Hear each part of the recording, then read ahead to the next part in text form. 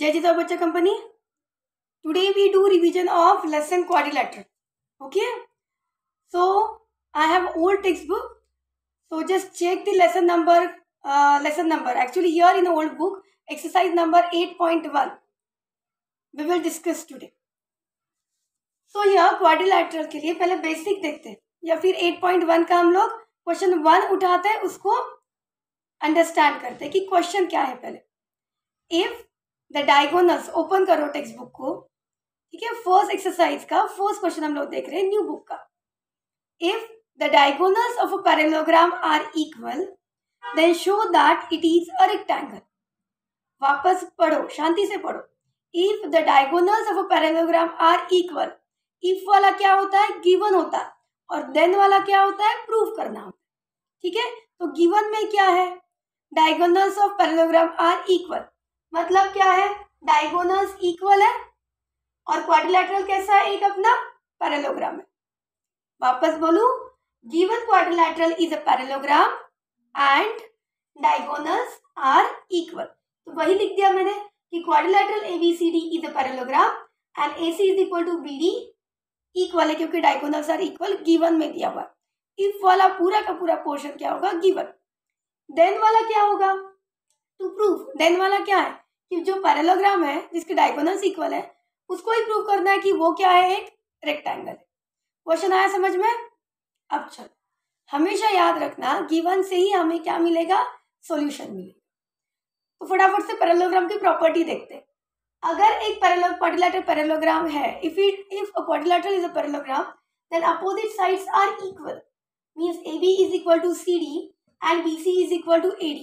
At the same time, opposite angles are also equal, means angle B is equal to D and A is equal to C, right? And adjacent angles कैसे होते हैं, adjacent angles are supplementary, मतलब दोनों को जोड़ो तो 180 बन जाएगा। तो ये प्रॉपर्टी है। एक बार वापस दोहराना है तो थोड़ा बैक जाओ, सुनो और फिर आगे बढ़ो, ठीक है। तो ये प्रॉपर्टीज हो गए। तो अब हमें रेक्टेंगल करना है, तो इसके तो ऑलरेडी रेक्टेंगल की प्रॉपर्टीज क्या है, अपोजिट साइड्स इक्वल होते हैं, बचपन से पढ़ रहे हैं senior KG to junior KG से। अपोजिट साइड्स कैसे होते हैं, इक्वल होते हैं, और थोड़ा बड़ा हो गए थर्ड फोर्थ से तो पता होता है कि ईच एंगल कितना होता है रेक्टेंगल का, 90 होता है। तो मेरे पास तो एक प्रॉपर्टी है रेक्टेंगल की कि भाई ये पैरेललोग्राम है तो अपोजिट साइड्स इक्वल है। और सेकेंड प्रॉपर्टी क्या चाहिए, ईच एंगल 90, मतलब BCDA each one should be 90। तो अगर मैंने B को 90 प्रूव कर लिया तो D कितना होगा, बोलो, 90 होगा, क्योंकि opposite angles of parallelogram are equal. D 90 तो A कितना होगा, ये 90 हो गया तो ये कितना होगा। एडजेसेंट एंगल्स कैसे होते हैं, सप्लीमेंट्री होते हैं, मतलब दोनों को जोड़ो तो 180। एक 90 तो दूसरा कितना होगा, 180 माइनस 90 होगा, मतलब 90 हो गया। ये 90 तो इसका अपोजिट भी कौन, 90, मतलब एक को प्रूव कर लो आप लोग कि 90, बाकी के अपने आप काम हो जाएगा। तो यहाँ पे हिंट लिख दो, to prove at least one angle 90, तो अपना ये रेक्टेंगल बनेगा। अब हमें गिवन क्या दिया हुआ है, AC is equal to BD, this is given, ठीक है। इसको यूज करेंगे और चूज करेंगे ट्रायंगल को। ट्रायंगल अच्छे से याद आया होगा ना, समझ में आया होगा ना, तभी क्वाड्रिलैटरल समझ में आएगा, नहीं तो नहीं। पहले ट्रायंगल को अच्छे से करो। अब यहाँ पे क्योंकि वैसे ही ट्रायंगल को हमें यूज करना है, सिमिलर कॉन्ग्रुएंट प्रूव करना है, सिमिलरिटी नेक्स्ट ईयर है 10th में, अभी कॉन्ग्रुएंट प्रूव करना है, और फिर अपना काम हो जाएगा। तो दिया हुआ AC is equal to BD, पूरा एक्सरसाइज यही करना है, कॉन्ग्रुएंट करना है ट्रायंगल को, और सिंप्लिसिटी में काम हो जाएगा। AC इज इक्वल टू कौन है, BD है। तो AC कौन से वाले ट्रायंगल में आ रहा है, देखो बच्चे कंपनी, एक येलो कलर का है या ग्रीन कलर का, येलोइश ग्रीन कलर ही है। इसका अगर मैंने यूज किया तो मुझे दो ट्रायंगल मिलेंगे, एक ऊपर का या फिर एक नीचे का। I can use any one, अभी कोई भी एक यूज करो, कोई बात नहीं, मतलब कुछ फर्क नहीं पड़ रहा। तो AC के लिए मैंने चूज किया ट्रायंगल ABC, और BD के लिए क्योंकि गिवन से ही हमें प्रूफ मिलेगा। BD के लिए क्या यूज करोगे, BD के लिए यूज करोगे आइदर ये रेड वाला या फिर ऊपर का, ठीक है। तो मैंने यहाँ पे ये यूज करी। एंड ट्रायंगल कौन सा, एंड ट्रायंगल, एक मिनट, एंड ट्रायंगल DCB, ठीक है। DCB को यूज करना, ABC को किया, अब DCB को कर रही हूँ। ठीक है, एक ऊपर का नीचे का, एनी पेयर में से एक को चूज करो। AC के लिए एक ट्राइंगल, BD के लिए एक ट्राइंगल। अब हम लोग यहाँ पे क्या लिखते हैं, इन ट्राइंगल, राइट ना। तो देखो भाई, इसको कॉन्ग्रुएंट प्रूव करना है, तो हाईलाइटेड ऑलरेडी है, वापस करती हूँ। ठीक है, देखो यहाँ पे ABC मतलब ये वाला ट्राइंगल है, हाँ, और दूसरा कौन सा है, दूसरा अपना DBC वाला, मतलब ये वाला है। तो देखो दोनों में कॉमन क्या आ रहा है, वो अपनी येलोइश ग्रीन वाली लाइन और रेड लाइन एक ही लाइन पे आ रही है, कौन सी है वो, BC। तो मैं वही लिखूं, BC is equal to BC। Use करना पेंसिल, कलर पेंसिल यूज करो, समझ में आएगा जल्दी से। BC is equal to BC क्या हो जाएगा, खाली रेड कलर यूज नहीं करना एग्जाम में, एंड ग्रीन कलर, बाकी के कलर से आप यूज कर सकते हो pencil colour. BC is equal to BC क्या होगा, कॉमन। अब ये पैरेललोग्राम है तो उसकी प्रॉपर्टी यूज करो। देखो AB is equal to CD या फिर DC हो सकता है ना, क्योंकि अपोजिट साइड से पैरेललोग्राम के कैसे होते हैं, इक्वल। एरो भी दिया हुआ था पहले, अपोजिट साइड कैसे होते हैं, इक्वल। तो AB इज इक्वल टू क्या हो गया, AB नहीं, AB is equal to DC। क्यों, अपोजिट साइड्स, मैं थोड़ा टर्न कर लूँ, अपोजिट साइड्स ऑफ पैरेललोग्राम, मैं बोल रही होगा, दिखती डबल लाइन मतलब parallelogram, opposite sides of parallelogram. अब तीसरा और एक चाहिए हमें, तीसरा दिया है हुआ है AC is equal to BD, क्योंकि डायगोनल इक्वल है अपने पैरेललोग्राम के। AC is equal to BD, और ये चीज क्या है, गिवन है।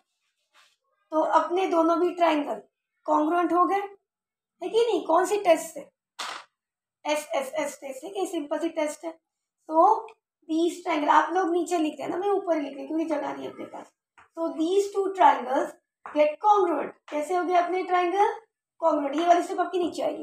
Triangle get congruent by which test, these two triangle congruent by SSS, SSS। ठीक है, ट्राइंगल जैसे ही कॉन्ग्रुएंट हो गए, CPCT से एंगल्स क्या हो जाएंगे, कॉन्ग्रुएंट हो गए। तो बच्चा company A is equal to D, A is equal to D मतलब कौन सा, छोटा वाला A, ये वाला A इज इक्वल टू कौन सा, ये छोटा वाला D। ठीक है, जरूरत नहीं है हमें, क्योंकि हमें क्या करना है, एक पूरे एंगल को कॉन्ग्रुएंट प्रूव करना है। B is equal to C। अब देखो इस वाले ट्राइंगल में पूरा B आ रहा है, ये ABC ट्राइंगल में पूरा B आ रहा है कि नहीं, ABC ट्राइंगल में क्या आ रहा है, पूरा का पूरा B आ रहा है। हाँ, इसको मैं ले सकती हूँ, यहाँ पे आधा अधूरा आ रहा था जिसका यूज नहीं था मुझे, लेकिन यहाँ पे पूरा B आ रहा है, यूज कर सकती हूँ। एंड एंगल C ये हो गया, और अपने रेड वाले DCB में, रेड वाले में पूरा C भी आ रहा है, तो हाँ इसको मुझे यूज करना होगा। तो मैं क्या बोलूँ, angle B is equal to, आप एग्जाम में 3 नेम्स लिखना एंगल के, एक ही मत लिखना। Angle B is equal to angle C, इसका रीजन क्या होगा, CPCT। ठीक है, एंगल B और एंगल C कैसे हो गए, CPCT से कैसे हो गए, इक्वल। अब ये गिवन वाला पोर्शन में रब करती हूँ, अगर स्क्रीनशॉट लेना है तो ले सकते।